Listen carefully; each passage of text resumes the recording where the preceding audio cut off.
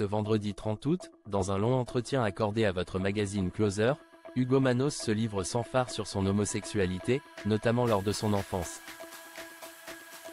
C'est un Hugo Manos redoutable que l'on découvre chaque semaine dans la 3e saison des Traîtres sur M6. Le chroniqueur de Touche pas à mon poste a accepté de participer à ce jeu machiavélique aux côtés de son compagnon Laurent Ruquier. Et dès les premières minutes du jeu, il n'a pas hésité à faire chanter son amoureux pour endosser lui aussi le rôle de traître. Car, contrairement aux précédentes éditions, être en couple dans le jeu s'est révélé être un sacré avantage. Au quotidien, quand quelqu'un est mal à l'aise, il y a forcément des signes. Et ces signes, on les capte 1000 fois plus quand c'est la personne avec laquelle on vit, confirme Hugo Manos ce vendredi 30 août dans votre magazine Closer. Et d'assurer, je connais tout de Laurent. Ses rictus, sa gestuelle, ses pupilles qui se dilatent en cas de danger. J'ai beau ne pas avoir eu maintes occasions de le tester, lire en lui était très simple pour moi. S'il ne révèle pas l'issue de cette partie, Hugo Manos estime que participer au traître a été une magnifique expérience humaine. Pourquoi participer au traître a fait écho à la jeunesse d'Hugo Manos. J'y ai appris autant sur moi que sur Laurent, jure-t-il.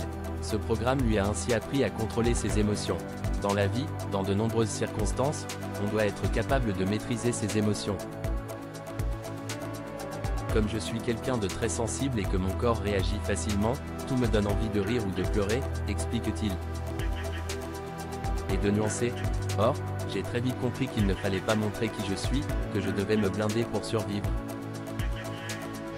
Une expérience qui a particulièrement fait écho à sa jeunesse, puisqu'il estime que c'est encore plus vrai quand on est homosexuel.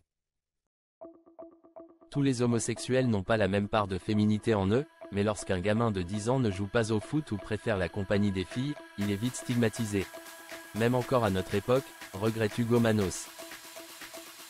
Une stigmatisation à laquelle il ne semble pas avoir échappé. Je me suis toujours senti en sécurité avec les filles. Elle m'apportait une sorte de cocon de bienveillance. La masculinité précoce des autres petits garçons, elle, m'oppressait, confie-t-il. Hugo Manos a mis longtemps pour accepter d'être qui je suis. Néanmoins, il lui a fallu du temps avant de s'assumer pleinement face aux autres. Il m'a fallu attendre d'atteindre la bonne vingtaine pour accepter d'être qui je suis, de dire la vérité à tous ceux qui me demandaient « T'as une petite copine ?» Aujourd'hui, je suis un ultra sensible qui parvient à contrôler ses émotions. Certes, le regard de Laurent y est pour beaucoup, nous détaille-t-il. Malgré leurs différences, les deux tourtereaux s'apportent beaucoup l'un l'autre. Ainsi, Hugo Manos sort Laurent Ruquier de sa zone de confort, quand ce dernier fait grandir son amoureux. Je lui apporte un peu de contradiction, car il lui arrive d'être entouré de personnes qui vont tout le temps dans son sens. Or, moi, je ne pense pas être une plante verte, bien au contraire. Il aime que j'affirme ma personnalité, que je le challenge, détaille en effet Hugo Manos. Et de conclure des étoiles dans les yeux, Laurent, de son côté, me fait grandir intellectuellement. J'ai beaucoup de chance de vivre avec une personne aussi brillante.